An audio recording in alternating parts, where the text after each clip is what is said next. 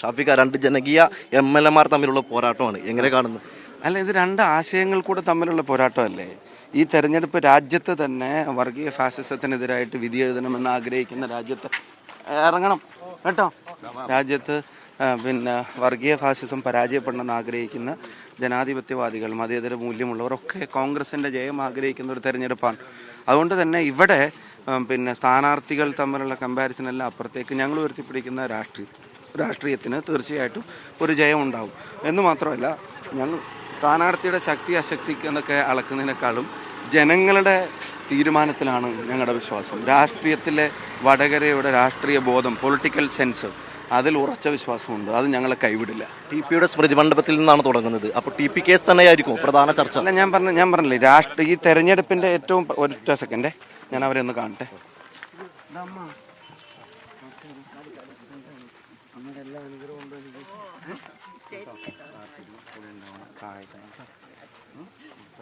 ചേച്ചി, ഞാൻ അങ്ങോട്ട് പോകുമ്പോൾ നിങ്ങളെ മൂന്നാളും കണ്ടു. അപ്പം ഒന്ന് ജസ്റ്റ് നിങ്ങളോട് വന്ന് പറഞ്ഞിട്ട് 3 ചെറുപ്പക്കാരെയും കണ്ടിട്ട് പോകാൻ കേട്ടോ. ഒരു ഇടി തരും ചേച്ചി. ഓക്കെ, ഞാൻ ഇനിയും വരും. നമ്മളെല്ലാവരും കൂടെ നമ്മൾ ജയിക്കൂലേ? അപ്പോൾ TP കേസ് തന്നെയായിരിക്കും ഈ പ്രധാന ചർച്ചാ വിഷയം? TP കേസ് ഒരു തെരഞ്ഞെടുപ്പ് ചർച്ച മാത്രമല്ല.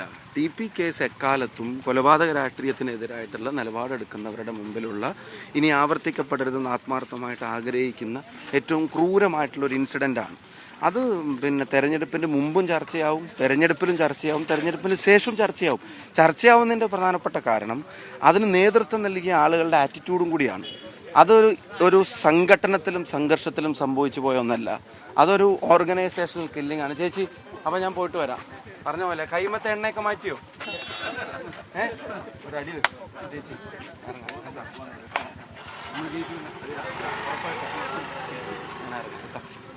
നേരത്തെ KK രമ MLA പറഞ്ഞത് 1 ലക്ഷം വോട്ടിന് വിജയിക്കുന്നു.